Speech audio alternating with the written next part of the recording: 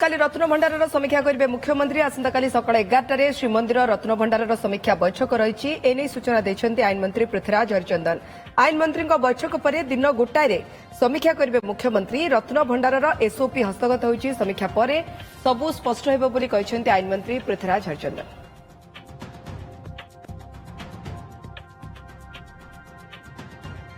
रत्न भंडार गणति मणति कथा नहीं कि आसंता काली सकाळ 10टा बेले एठी मो कार्यालय भी एक समीक्षा होउची एवं माननीय मुख्यमंत्री भी से बाबद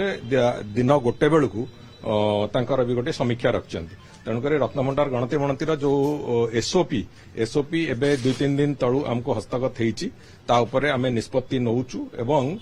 कालीर समीक्षा परे काली एटी मो पाखे जो समीक्षा और माननीय मुख्यमंत्री पाखे जो समीक्षा हम से समीक्षा परे निश्चित भाव में बहुत शीघ्र गणति मणतिर प्रक्रिया आम आरंभ करूँ निष्पत्ति नौचु।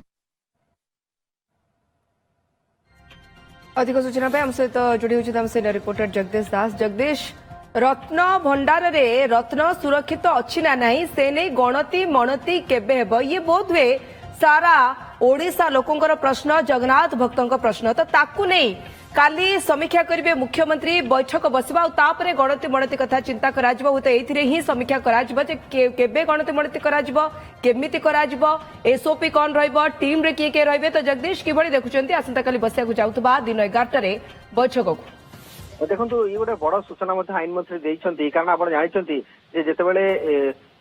निर्वाचन पूर्व जदि कहा जाए ताले भारतीय जनता पार्टी मुख्य मुद्दा करथिला प्रसंग करथिला जे रत्न भंडार चाबी हजिबा घटना हो बा गणति मणति कथा हो या प्रासंगिकता दियाजिबो प्राथमिकता दियाजिबो एवं सेही क्रम रे पर्यायक्रमे से प्रक्रिया मध्ये आरंभ होईची एवं ए बाबद आ गोटे गुरुत्वपूर्ण सूचना जहाँ देइछन्ती आईन मंत्री पृथ्वीराज हरिचंदन जे आसंता काली समीक्षा बैठक हम एसओपी हस्तगत हो सारी जे कौन गणति मणति पई जो स्टैंडर्ड ऑपरेटिंग प्रोसीजर रही तार प्रस्तुति किभली रहीतला एवं ता परे परे किभली भाव गणति प्रक्रिया आरंभ हम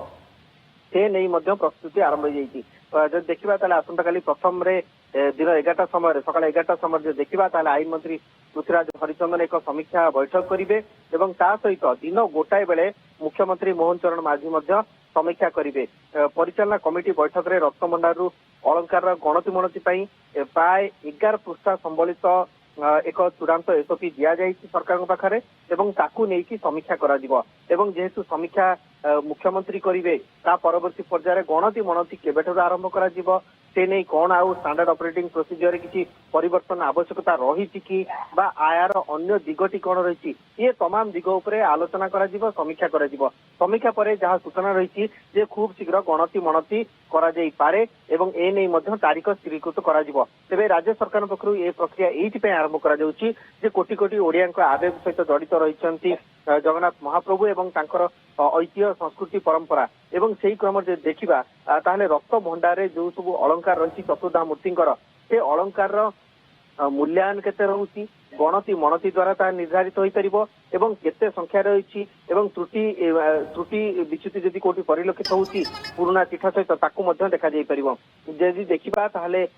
जो जस्टिस रघुवीर दास प्राय 324 पृष्ठार एक तदंत रिपोर्ट 2018 मसीह गृह विभाग को। तो जगदीश आसंता काली बैठक रे किए उपस्थित रहिबे मुख्यमंत्री जेतेबेले बैठक नबाकू जाउछंती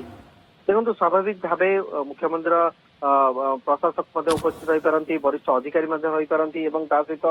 जो एसओपी गठन करा जायछि तार किसी सदस्य रही पारती आईन मंत्री निजे उपस्थित रहिबे तो तमाम दिग को देखा ताले ए बैठक मुख्य उद्देश्य होछि या जे केते शीघ्र गणति मणति प्रक्रिया आरंभ करा जिवो एवं केते शीघ्र से जो लोकों भितर उत्साह रही उद्दीपना रही तार किभली समाधान करा जिवो ये तमाम दिग को देखी तमाम पर्यालोचना आलोचना पर एसओपी प्रस्तुत होईछि एवं आसंता काली समीक्षा पर स्पष्टता हुए आसी जाई पारे खूब शीघ्र जे केबे ठारू रत्न भंडार गणति मणति कार्य आरंभ करा जिवो। ओके बहुत बहुत धन्यवाद जगदीश आपण तमाम सूचना पाई जगदीश दास हमसे रिपोर्टर अधिक आलोचना करथिले आसंता काली पूर्वाह्न 11 श्रीमंदिर रत्न भंडार समीक्षा बैठक बसबे और बैठक उपस्थित रहिबे मुख्यमंत्री समीक्षा करिवे मुख्यमंत्री बाहागर मासे भी नहीं एजे मोर लेहंगा भी किना हेनी एते टेंशन नहीं ना चल शालीमार जोड़ी बरबधुंक पई एक्सक्लूसिव वेडिंग कलेक्शन रहिछि आ डिजाइनर लेहंगा शेरवानी गाउन भी मिलुछि मिनिमल प्राइस रे माने 50,000 टंकार लेहंगा केवल 10,000 टंका रे एवं 10,000 टंकार लेहंगा मात्र 3,000 टंका रे आसंतो शालीमार 3 कोणिया बगीचा कटक।